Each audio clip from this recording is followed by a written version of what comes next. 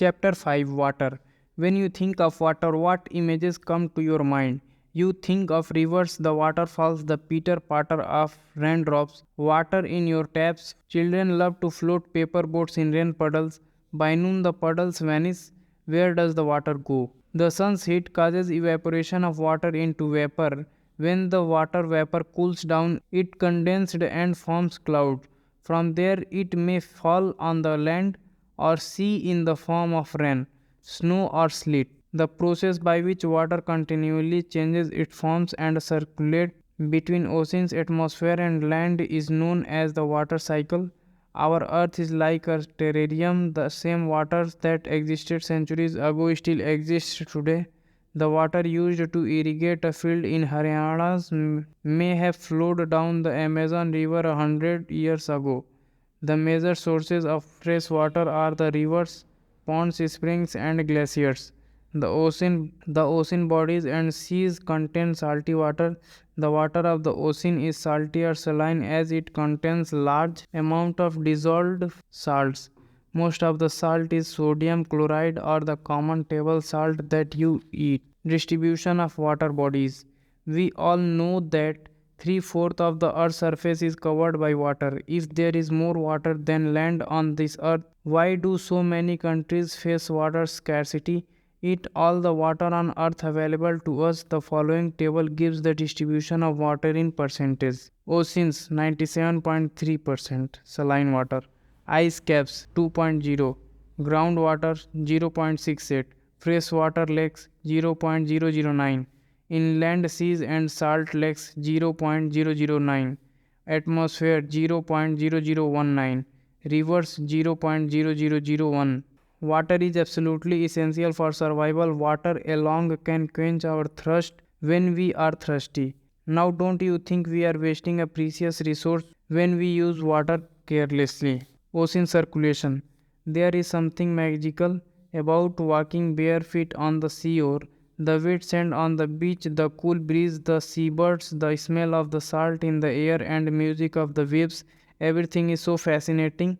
Unlike the calm waters of ponds and lakes, ocean water keeps moving continuously. It is never still. The movements that occur in oceans can be broadly categorized as waves, tides, and currents. Waves. When you are playing throw ball on the beach and the ball falls into the water, what happens? It is fun to watch how the ball gets washed back to the shore by the waves. When the water on the surface of the ocean rises and falls alternately, they are called waves. During a storm, the winds blowing at very high speed form huge waves. These may cause tremendous destructions. An earthquake, a volcanic eruption, or underwater landslides can shift large amounts of ocean water. As a result, a huge tidal wave called tsunami that may be as high as 15 meters is formed. The largest tsunami ever measured was 150 meters high. These waves travel at a speed of more than 700 km per hour. The tsunami of 2004 caused widespread damage in the coastal areas of India. The Indira Point in the Andaman and Nicobar Island got submerged after the tsunami. Tides. The rhythmic rise and fall of ocean water twice in a day is called a tide. It is high to tide when water covers much of the shore by rising to its highest level. It is low tide when water falls to its lowest level and recedes from the shore. The strong gravitational pull exerted by the sun and the moon on the earth's surface causes the tides. The water of the earth closer to the moon gets pulled under the influence of the moon's gravitational force and causes high tide. During the full moon and new moon days, the sun, the moon, and the earth are in the same line and the tides are highest. These tides are called spring tides. But when the moon is in its first and last quarter, the ocean waters get drawn in diagonally opposite directions by the gravitational pull of sun and moon, resulting in low tides. These tides are called neap tides. High tides help in navigation. They raise the water level close to the source. This helps the ships to arrive at the harbor more easily.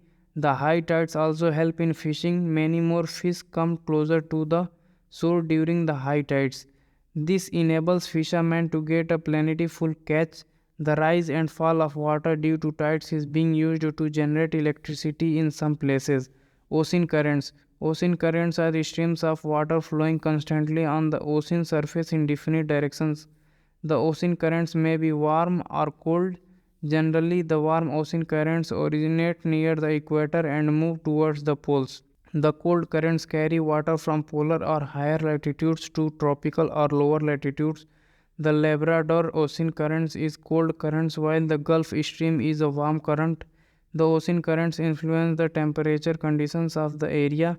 Warm currents bring about water temperature over land surface. The areas where the warm and cold currents meet provide the best fishing grounds of the world. Sea around Japan and the eastern coast of North America are such examples. The areas where warm and cold currents meet also experience foggy weather, making it difficult for navigation.